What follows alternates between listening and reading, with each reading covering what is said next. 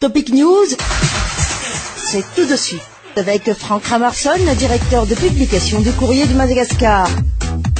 Nous sommes samedi, Franck Ramarson, et on annonce beaucoup d'événements, des événements qui, semble-t-il, portent des craintes, surtout au niveau des citoyens, mais inquiétude aussi au niveau des politiques, Franck Ramarson. Non, pas d'inquiétude au niveau des politiques, puisque je dirais qu'ils sont la cause de cette régression sociale, sur la cause de toutes ces agitations, puisque leur tergiversation, leur manque de conscience dans la résolution de ces crises a amené donc à ce que je dirais une situation sociale explosive. La mouvance Ravalman va se présenter de nouveau en Bouzatouf pour faire leur rapport à la population. Je dirais la mouvance, puisque ce sera mal interprété, je veux dire les parlementaires, puisque les parlementaires ne sont pas élus, donc ce ne sont pas des représentants du peuple, donc je dirais la mouvance Ravalman. Donc je pense que c'est une ineptie de dire que les membres du congrès de la transition du CST sont des représentants du peuple maintenant, parce que sinon ça va donner du grain à moudre à leurs adversaires. Dimanche, ce sera le 13 mai, 40e anniversaire du soulèvement du 13 mai 1972, anniversaire amer pour certains, puisque c'était la fin de la Première République, et que aussi, donc pour d'autres, c'est aussi le premier signe que c'est l'éducation nationale. Ce sont les problèmes liés à l'enseignement secondaire qui a fait chuter le président.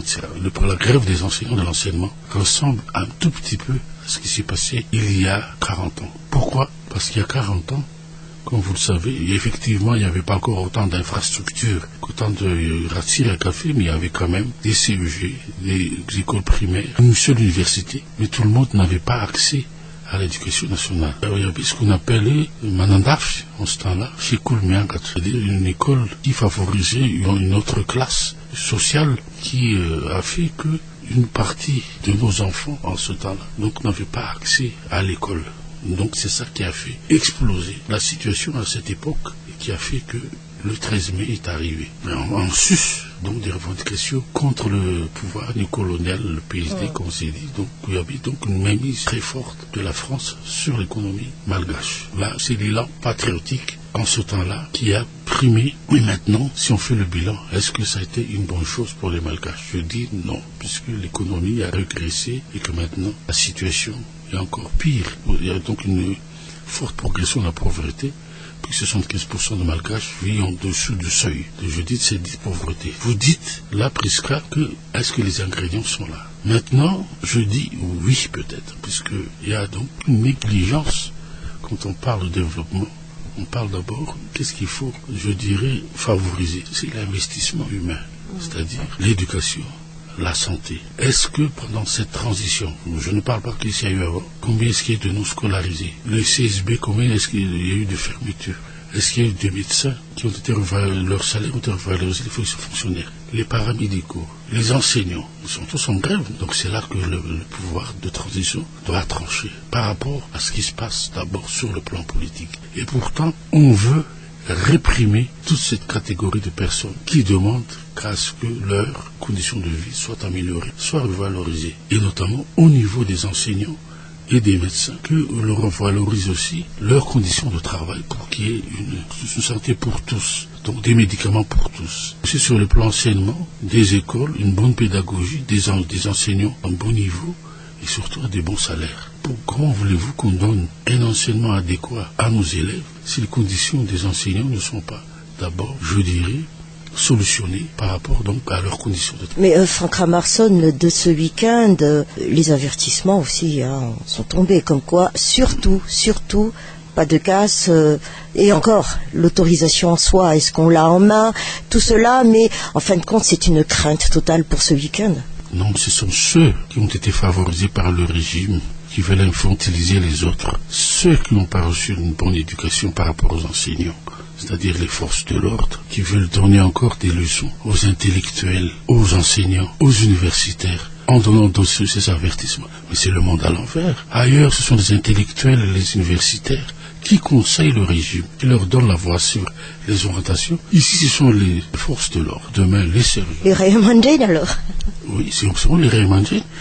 C'est pour ça qu'on n'a jamais compris ici ce que c'est la démocratie. Depuis 2 ans, donc, ce sont eux, c'est-à-dire les militaires, les gendarmes et les policiers, qui font la loi, qui font office de météo pour dire que voilà ce que c'est que vous devez faire. Demain, vous n'avez pas le droit, par exemple, pour les élèves de sortir des écoles, puisque vous allez manifester, vous allez tout casser. Bon, dans quel pays? Et c'est pour ça qu'il y a donc cette moquerie de nos voisins africains, cette moquerie de tous ces Européens quand ils viennent à Madagascar. Une lassitude aussi.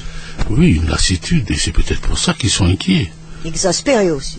Des humeurs de nos politiques qui n'arrivent pas à s'entendre. Les politiques, je vous le dis, sont maintenant sur le joug des forces de l'ordre. C'est sur les forces de l'ordre qui font une conférence de presse, avant qu'il y ait une manifestation. Attention, pas de crasse. Nous allons arrêter tels gens. Les manifestations sont interdites et tout ça. Ah non, quand même, Franck Ramarson, les politiciens, maintenant, ils disent, allez, ça suffit, c'est terminé, passons aux élections. Non, les politiciens le disent par hypocrisie, pour ne pas dire que les élections n'en veulent pas. La seule chose pour arrêter tout ça, c'est-à-dire quelle est la fin de la transition, ce sera pour quand? C'est-à-dire une élection qui pourrait trancher pour tout le monde, c'est les élections présidentielles. Alors aujourd'hui, que veulent les politiciens?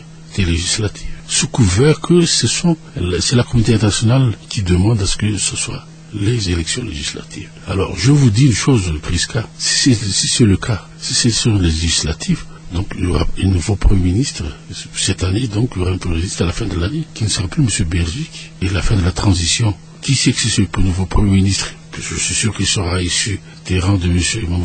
Radziwiłł, puisque l'UDR Escopol déjà manœuvre pour qu'il se fasse financer par le président Radziwiłł, pour que plus tard il rende l'ascenseur à M. Radziwiłł pour les présidentielles. Qui c'est ce nouveau Premier ministre dira, quand il prendra donc les rênes de Majoriv, que les futures élections présidentielles n'auront lieu que 2015. Donc ce sera comme en Côte d'Ivoire. Je ne pense pas que c'est quelque chose de sérieux, et je pense que si le Premier ministre Bergic applique strictement la feuille de route appuyée par le comité international, on aura de bonnes élections présidentielles au mois de mars 2013. Mais quand on dit élection, Franck Ramarson, est-ce que tous les ustensiles juridiques, comme moyens aussi, est-ce qu'ils sont déjà là? Quand je dis moyens, ça pourrait être les urnes, ça pourrait être les bulletins, et en fait, élection comment? Non, comme vous le dites déjà, c'est à la CENI d'organiser les élections, et c'est à la CENI qu'il faut demander ce qui va se passer. Mais est-ce qu'on en a discuté, bulletin unique ou pas, ou tout cela?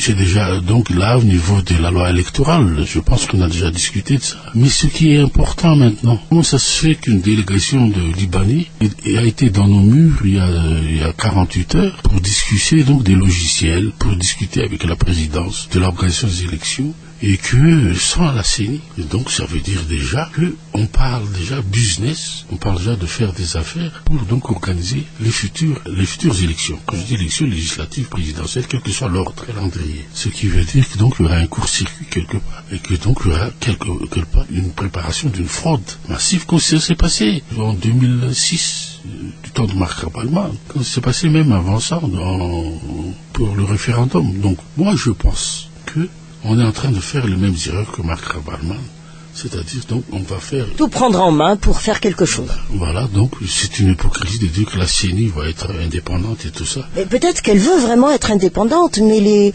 double vitesse aussi, Franck. Mais c'est le propre donc de nos dirigeants, c'est-à-dire avoir un double langage.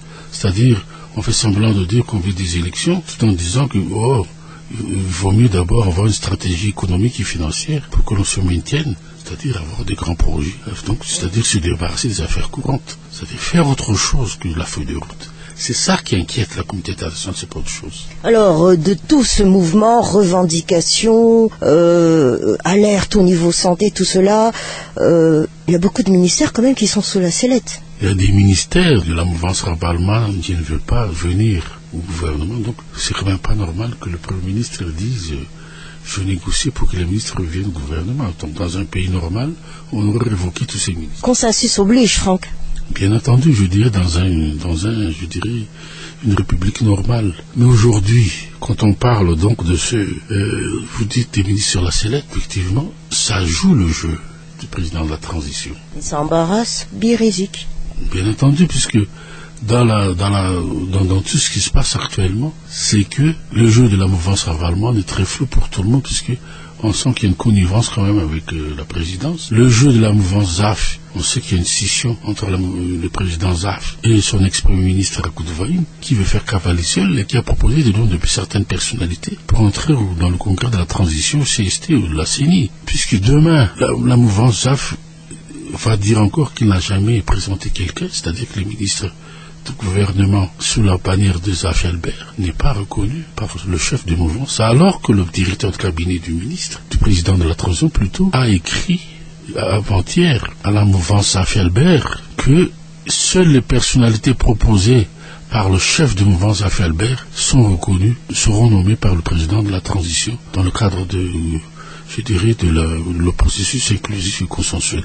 Ce qui veut dire donc les ministres qui sont dans le gouvernement ZAF ne sont pas reconnus. C'est peut-être pour ça qu'il a osé virer le ministre de l'Environnement et que peut-être demain, il y aura aussi un problème. Si le ministre de la mouvance Ravalman, le ministre de la mouvance ZAF, le premier sera isolé. Donc c'est une manœuvre, je pense, je dirais quelque part, qui est concoctée par certaines personnalités politiques pour, je dirais, éliminer le Premier ministre de cette année, Périsy, et si on fait les élections législatives, M. Périsy ne sera plus à sa place. Peut-être qu'il se portera candidat. Je ne sais pas s'il va se porter candidat pour les législatives, je ne pense pas que ce soit une bonne idée. Écoutez, Franck Ramarson, wait and see, comme on dit, et je vous retrouve à la fin du mois, Franck Ramarson, et chers auditeurs, le temps de prendre un souffle, mais n'empêche, Topic News sera toujours là, et avec Franck, n'est-ce pas? Évidemment, donc je vous donne rendez-vous mardi prochain.